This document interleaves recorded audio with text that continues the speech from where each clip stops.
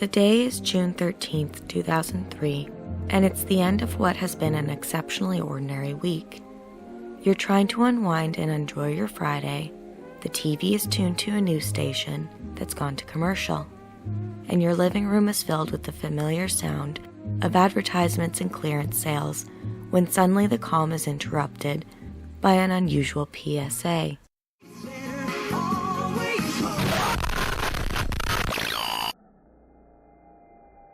Attention, this is not a test. This is a warning about a deadly phenomenon that occurs on the 13th day of each month, which happens to be today. Please stand by. Follow these steps to ensure your safety. Stay indoors. Do not venture outside for any reason. Do not interact with anything associated with the number 13. Turn off any television or radio left on channel 13 immediately. Lock all doors and windows. Secure your home as if your life depends on it. Ignore any cries for help from the woods, no matter how desperate or human they sound. Do not approach. Do not look at the woods. Don't even think about the woods. The woods are dangerous. Avoid any signs of roses, especially black ones near your home. Stay away from them at all costs. Since this phenomenon started, countless citizens, mostly children and teenagers, have gone missing or been found insane or mutilated. Survivors report seeing a tall man made of thorns. Many victims are never found. Others are discovered dead or end up in psych wards for attempted murder. This broadcast has been hijacked to warn you on this 13th day of the month. Your safety depends on following these instructions. Stay indoors. Stay safe. The PSA ends and commercials reclaim the screen, leaving you feeling mildly disturbed and brimming with questions. Such was the state of affairs that the channel Dark Roses painted for the small town of Sapphire Mountains when it debuted on YouTube for the first time with this archived moment in local TV history. As of now, there are only 5 videos on the channel, including the hijacking incident. But this series has already had such a fresh take on the analog horror genre that, despite being in its literal infancy, I couldn't possibly wait to share it with you. And I won't lie, it would be pretty amazing for Dark Roses to wake up to a massive swell of support that is absolutely deserved, especially considering how under the radar this series has flown. So, tonight, we will go over the remaining 4 videos and the blog posts that accompany them, which have served to flesh out the world of Dark Roses and adds an extra dimension to the mystery. So, hold your collective breaths as we prepare to take the plunge into the realm of Dark Roses.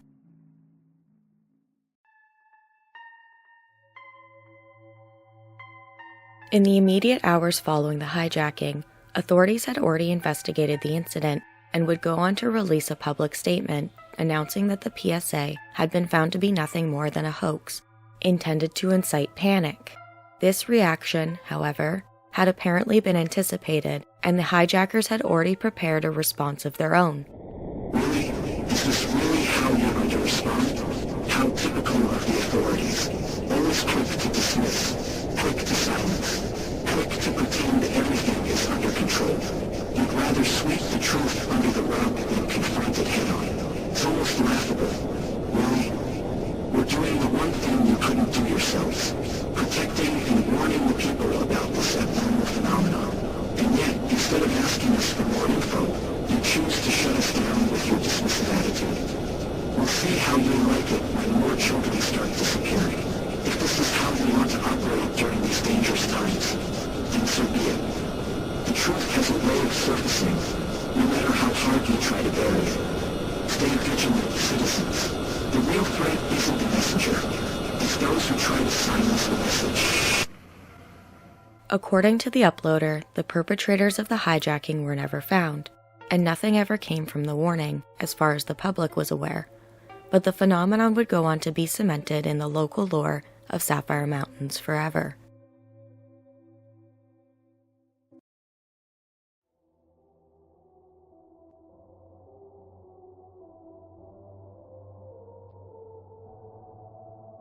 B had already heard about the urban legend regarding the phenomenon when he and his mother moved to town a year or so after the hijacking event.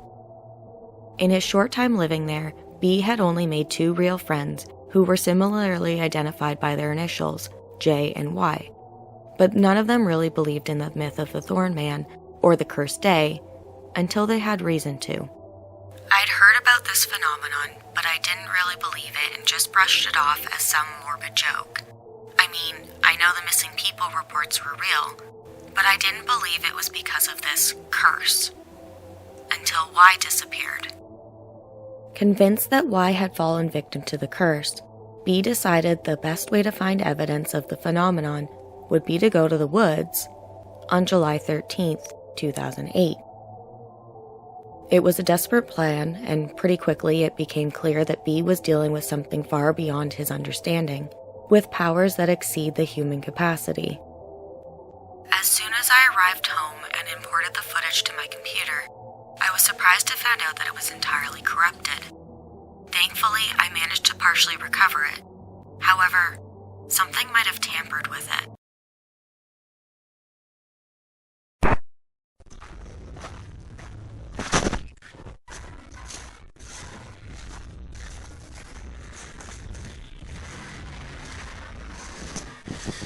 So apparently, if you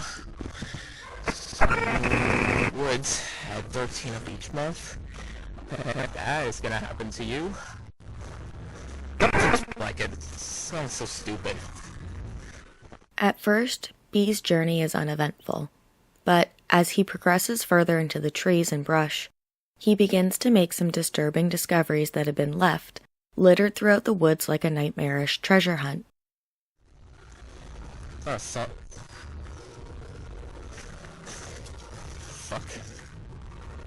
What is this? God, what is that? I probably should have talked it. I'm just gonna keep this with me. I was gonna continue the path, but I actually found another one. The same thing. Who the fuck is making these things?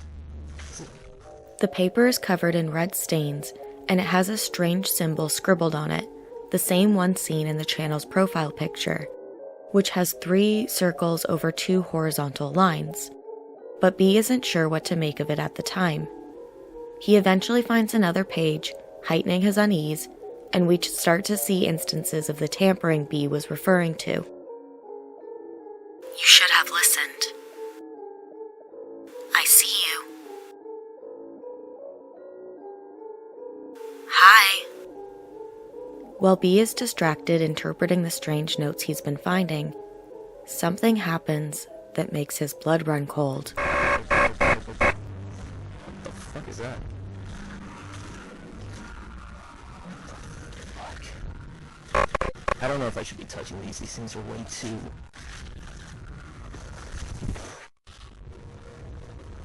Hello? Hey! Who's there? Not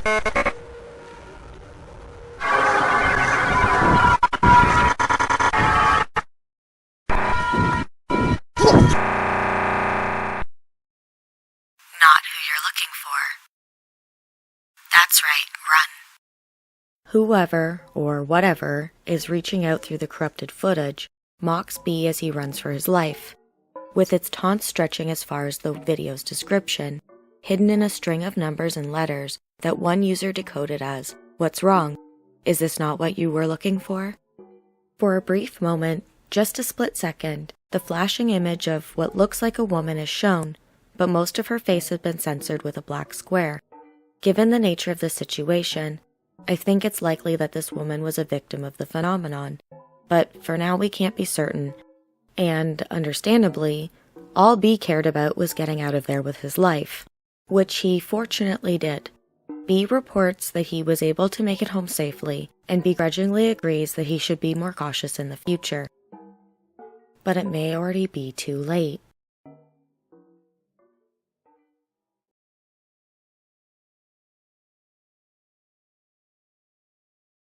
Someone is inside my home.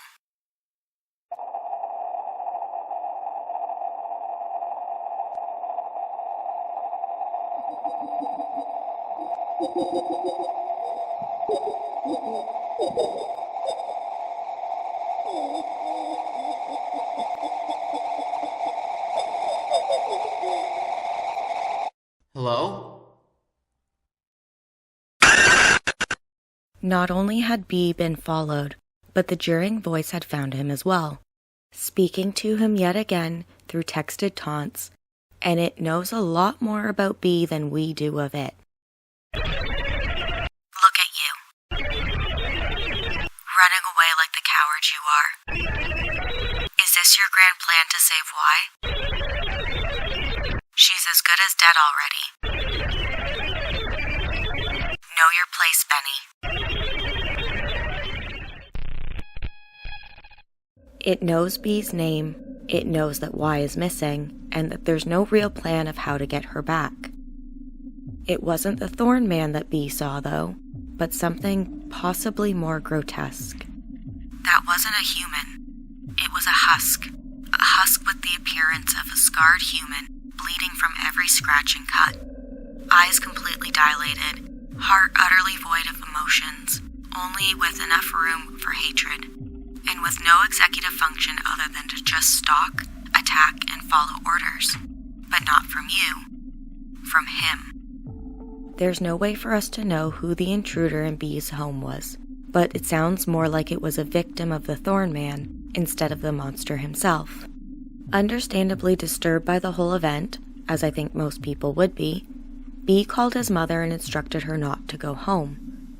And with no other option, B's only choice was to go to Jay's house where he'd be, drowning in anxiety, as he waited for Jay to get home so he could tell him of the ordeal he had just been through. Why the hell didn't you call the cops? I didn't have much of a choice, okay? Shit. I mean, I could have died. Did you at least get out of its sight? Of course I did. I wasn't going to let that person chase me to your house. Making sure. Fuck. What do we do? What do we do? For you're the one who went out to the woods. Oh, come on. Have you already forgotten who we're looking for? Oh, come on. Don't give me that look. Alright, fine. You can stay here for the night. Thank you. Now, where did you put your keys? We gotta make sure this place is locked. I'm pretty sure I left it over there. Found it! Now what do we... After securing Jay's house, the two spent the rest of the night doing research, searching for anything that might be related to the phenomenon, or could identify who had followed B from the woods. We were unsuccessful for a few days, and I still didn't feel safe going back to my house, so we continued searching through everywhere. Eventually, I found it. After hours of probing around the internet, the two would stumble across an article covering the case of a missing woman named Caroline Akai, who had vanished a year prior on September 13th, 2007. Fortunately, Caroline was found shortly after, but when she was, Caroline wasn't herself anymore. Consistent with information shared in the hijackers' PSA, Caroline had become incredibly irate and hostile with anyone who tried to get near her, displaying destructive behavior and lashing out at everyone, with the situation becoming so uncontrollable that Caroline's mother had to resort to locking her in her bedroom out of fear for her own safety. After a few days, when Caroline's room had quieted and it seemed like her condition had abated, her mother entered her room to discover that her daughter, rather than improving, had instead escaped, fleeing their home and declared missing once again. Upon arrival, police would search Caroline's room in an attempt to find any information related to her first disappearance, or a clue as to where she might have gone this time, but all she would find were the drawings. Drawings which revealed that Caroline was suffering with some very disturbing thoughts. In her drawings, Caroline mentions the inverted ones, and we see the same symbol we've seen before, except here it is upside down. Scrawled notes which say that the symbol is in her eyes, that she can hear them, and that her time is now. The pages are chaotic and delusional, offering no tangible information for the investigators, but to B, he recognizes them as being strikingly similar to the ones he found in the woods.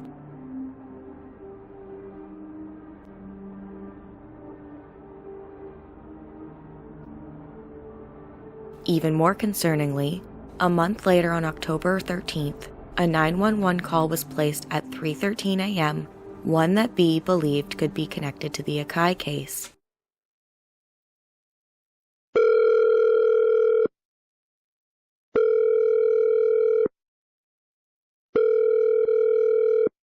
What was your emergency? Yeah, I feel a little bit disturbed right now. What seems to be the issue, sir?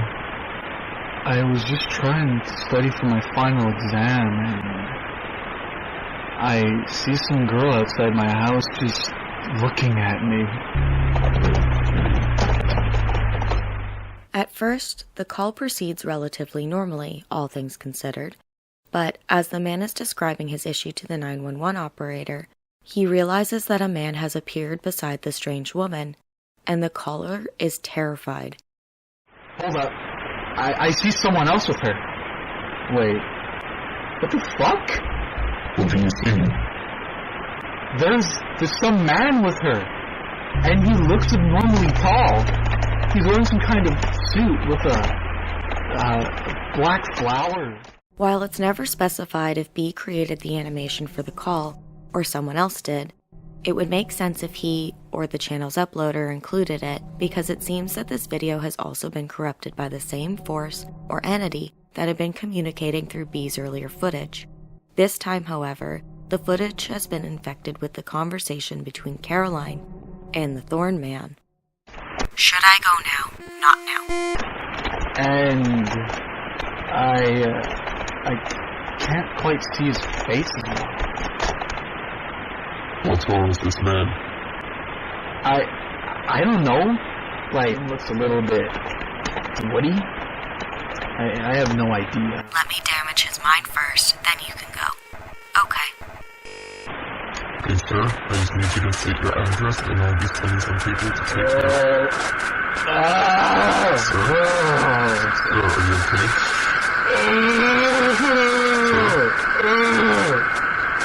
Sir, are you okay? Yeah. I'm okay. I just suddenly felt so awful right now. I got a massive headache all of a sudden, and I feel so shaky. Those police are outside your house? Yeah. I'm trying to get up, and she's gone. Are you referring to the girl that was outside your house? Yes! She's gone! Do you know where she might have gone? I don't know. The guy's still there, but she's not. Whoa. What was that? Oh, no. Not only can the Thor Man instruct his victims telepathically and infect digital medias, he can also manipulate telecommunications as well, using the stolen information to guide Carolyn through the house towards her prey. Are you armed by any chance? I'm worried he might have a weapon. No. I don't own a gun. He doesn't. Just find him. Okay, sir. Here's what I need you to do. We'll find a place to hide, stay quiet, and stay on the line with me. Don't worry, sir. I successfully traced this call, and we should be arriving very soon. Okay. Oh my god, oh my god, oh my god, oh my god.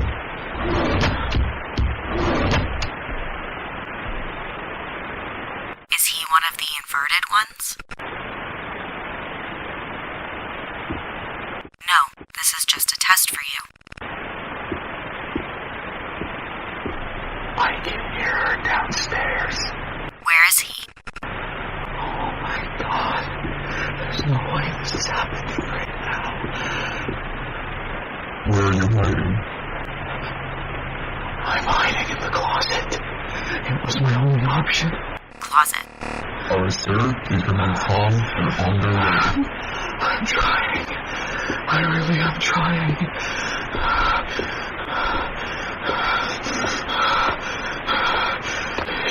She's in the room.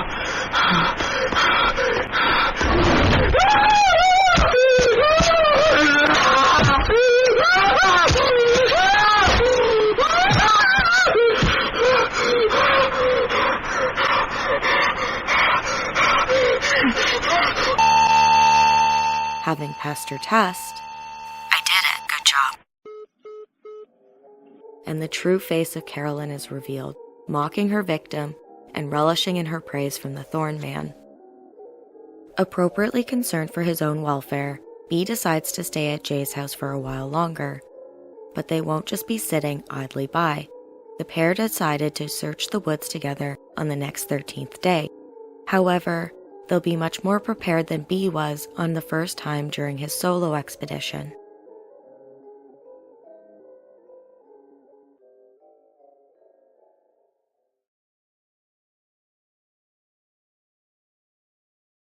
B reports that neither he nor Jay have been feeling very well, and the symptoms are concerning to say the least. I've been waking up with awful headaches, and I believe I've been hallucinating about some frightening things, particularly footsteps, giggling, and even glitches. B also reveals that he started dreaming of Caroline and the Thorn Man, with each interaction resulting in his demise shortly before he wakes up. While he hasn't seen a doctor about it yet, B can tell his condition is getting worse as they get closer to July 13th. We are then shown footage of B sitting at a table, appearing agitated, and trying to plan his and Jay's trip into the woods. It's mostly insubstantial. At one point, he's scared witless by a Skype call from Jay, but it's after the call that highlights how bad the hallucinations had become for him. That'll work. Alright, I gotta go now. Take care. Alright, see ya.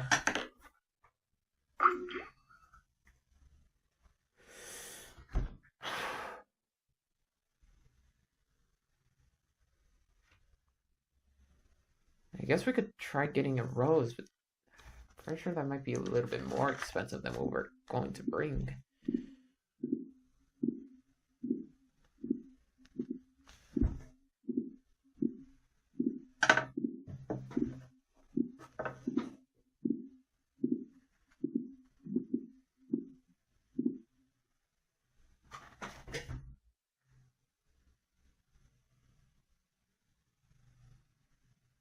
I swear to God, I am hearing something.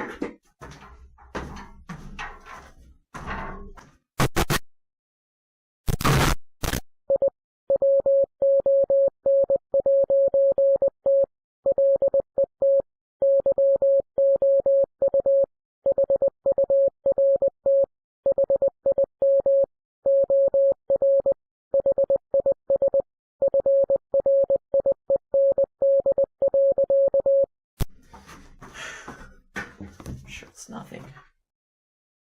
After seeing what he recorded, B explains that, while he did add sound effects to replicate the hallucinations he'd been hearing at the time, he did not add the Morse code that appeared in his absence. And while B didn't have the time or patience to translate the code, I did. I took the audio clip of the Morse code and just ran it through an online translator. But I have to say, I wasn't expecting the message that came back.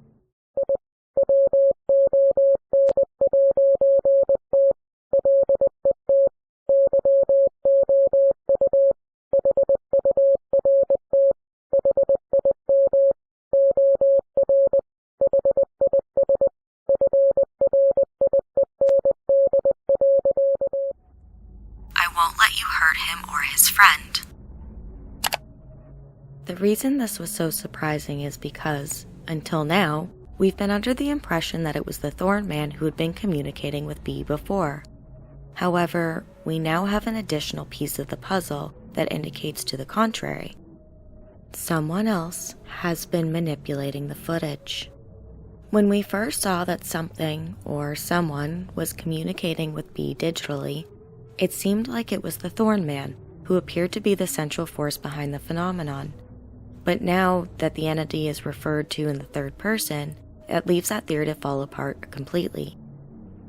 I have no idea who this could be at the moment, as there hasn't been enough released for us to even conjecture, but we can now identify 3 actors involved in this tale so far. First, there's B, the one who started the investigation and shot the footage.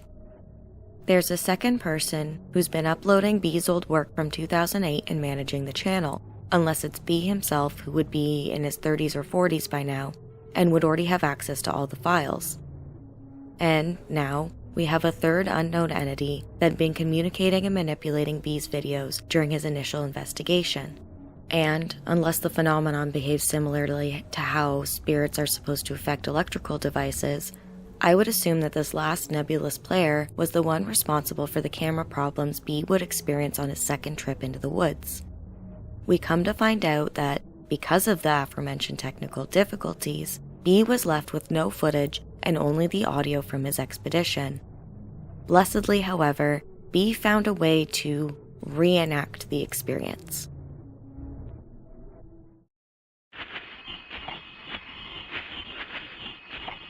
Did you get everything?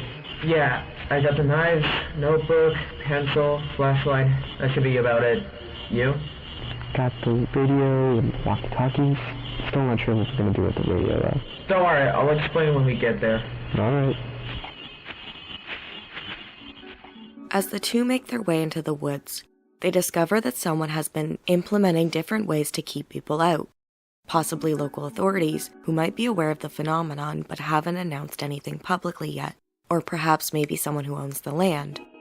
But either way, they simply ignore the fence, hopping it and continuing on their way. However, once inside, it becomes glaringly obvious that they didn't really have a plan of what to do once they got there. Unsure of what to do next, B suggests that they split up, an idea that J adamantly rejects. Alright, here's yours. Wait. You're not suggesting we split up, right? That's exactly what we're gonna do. Dude, that's literally how most people die in horror movies. Yeah, but this clearly isn't a horror movie. It's real life. But what if we stumble upon him, or whatever the girl's name was? Caroline? Yeah, her. Without a better suggestion, though, Jay eventually concedes and they branch off in opposite directions. Alone with his thoughts, B finds the time apart only somewhat fruitful. He finds another page with the symbol scribbled on it. What's that? It's just a symbol again. What the hell does this mean? It's not important. Well, actually, keep this with me. And then, he happens upon a red rose. But it isn't black like the PSA warned about, so B pockets it before looping around to meet back up with J. Unlike B, and other than being incredibly uncomfortable, J didn't find anything during his solo investigation, and looks about ready to leave as soon as possible. B doesn't mention the page or the rose that he found and took with him, but he does have one last idea that he wants to try before he calls it quits and they head home. He asks Jay to get the radio they'd brought, and Jay reluctantly complies. Checking footages, and in the video, it showed an image of a radio on channel 13. Oh, I see where this is going. And I'm not sure if I like this. Maybe if we tune in to channel 13 at this exact place I encountered Caroline, we might find something useful. Maybe. Okay, I guess we'll do it. I'm not sure if it'll work though. Let's set it up and we'll be the judge of that. B sets the radio down on a fallen tree, and Jay watches nervously as it's turned on, and then switched to channel 13. At first, nothing really happens other than some weird-sounding static, so the boys hunker down and wait to see if anything changes, which it very quickly does. You ready? Yeah, I guess. Alright. Here we go.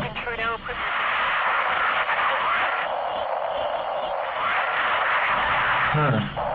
That's certainly odd. Yeah.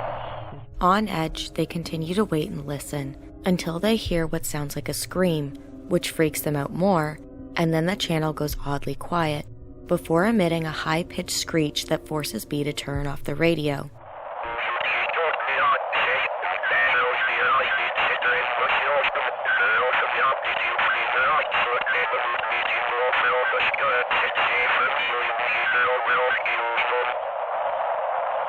Okay, I'm pretty sure I heard a voice. Yeah, but it didn't sound... What the fuck is going on? I don't know. It's just playing squishy sounds.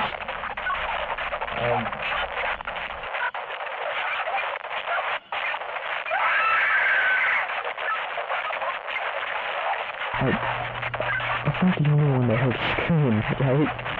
No, I definitely heard something. Oh, man.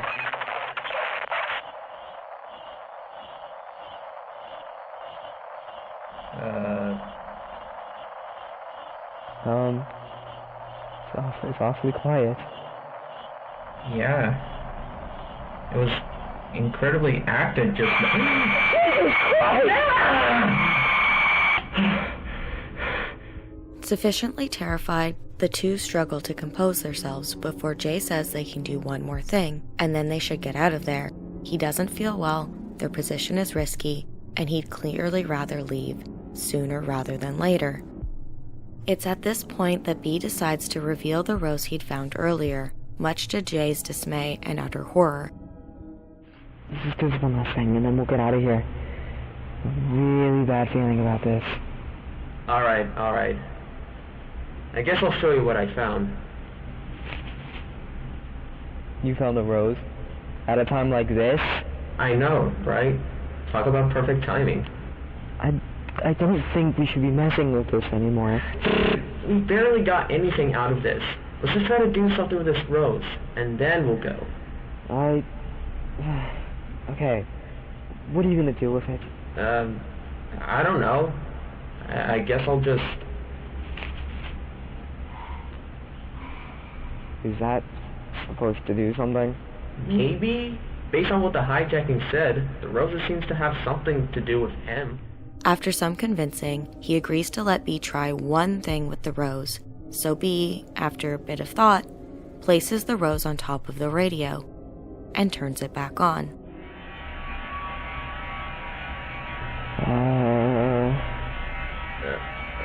Okay.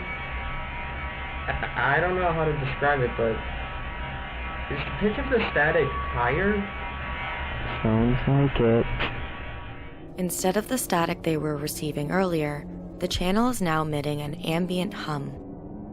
As the duo are focused intently on the radio, straining to hear anything, the sound of branches snapping and wood cracking can be heard over the radio waves, as if something is walking nearby. And, as their terror and dread intensifies, when they think it couldn't get any worse, it does. Okay, that definitely sounds like footsteps.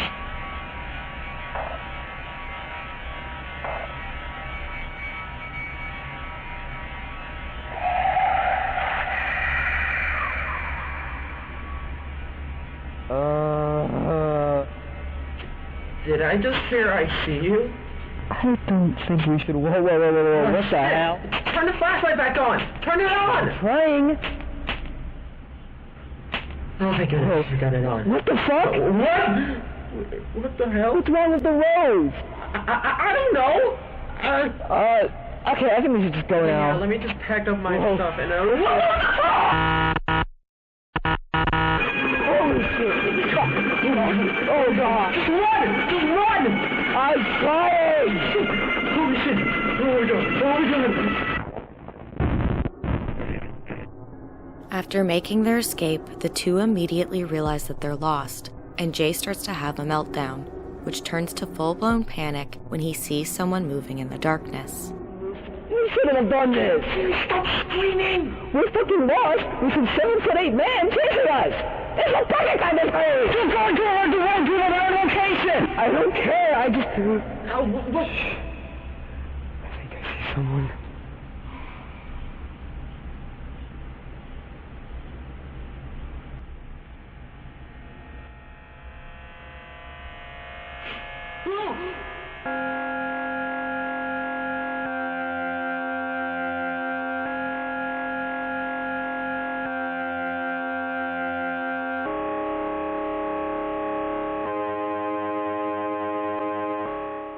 It's an inverted one. Maybe. The page B found earlier has the symbol in its proper orientation with writing under it which reads, "Always watching." The inverted one seems timid, and at the very least isn't acting aggressively. B feels like he's inching closer to the truth, to possibly finding why, and solving the mystery of the phenomenon once and for all.